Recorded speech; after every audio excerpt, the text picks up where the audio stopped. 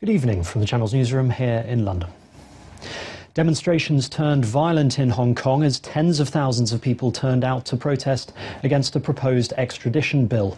Police fired rubber bullets and tear gas at the crowds who'd blocked key roads around government buildings. Another day of protests, another day of violence. Demonstrators attacked the legislative building, doing their best to force their way in. They say they will remain on the streets until the government scraps the highly controversial extradition bill. At the end of the umbrella movement, didn't we have this slogan saying that we will be back? We are back! Police firing rubber bullets. The first time they've been used in the territory for decades. These are the largest rallies Hong Kong has seen since it was handed back to China by the British in 1997. Due to the violence, the second reading of the bill has been delayed. A bill which would allow the territory to extradite people to mainland China. Hong Kong's chief executive isn't backing down, but says she fears for those in the protests. At this moment, I'm worrying and also feeling sad. Why I'm worrying is because I see too many youngsters have taken this action. Hong Kong has always advocated a place of civilized peace and rationality. Dozens of people have been injured, none of them critically. The concern is that things are escalating fast. With neither side budging, protests and bouts of violence are likely to continue. The main question, to what lengths will people here go? Uganda has confirmed its first case of Ebola, triggering new fears about the spread of the disease.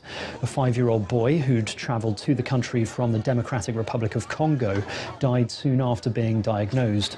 2 other family members were also infected and are being treated in isolation at a hospital.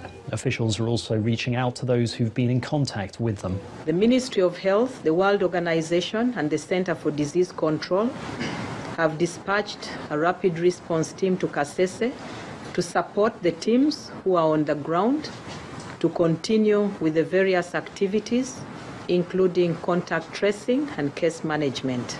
3 American companies are facing a lawsuit over the Grenfell Tower disaster in London.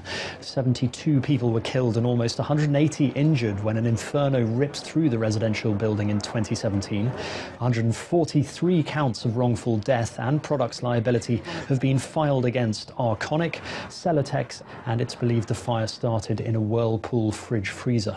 That fire spread to the exterior of the building, and that is when it truly became uncontrollable. Once the fire reached the insulation that was manufactured by Celotex and the cladding that was manufactured by Arconic, it raced uncontrollably throughout the building due to their flammable nature. We've been asked by the victims to hold these corporations accountable, to make sure that they cannot hide behind international borders, but be held accountable for their conduct. More than 200 people have been detained by police in Russia. Demonstrators are demanding that officers who were involved in the arrest of a journalist be punished. Police suddenly dropped drugs charges against Ivan Golunov as anger grew over his detention. Supporters say he was framed because of his investigative reporting. On his release, he vowed to continue his work. More images are emerging from southern China, where heavy rain continues to wreak havoc. Floods have forced many residents to evacuate their homes.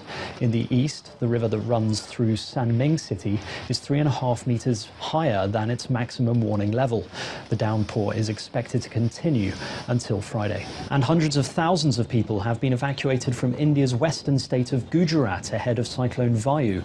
Expected to make landfall on Thursday, the weather system is growing in intensity with sustained wind speeds of 145 kilometers per hour, and they could gust up to 170 kilometers per hour.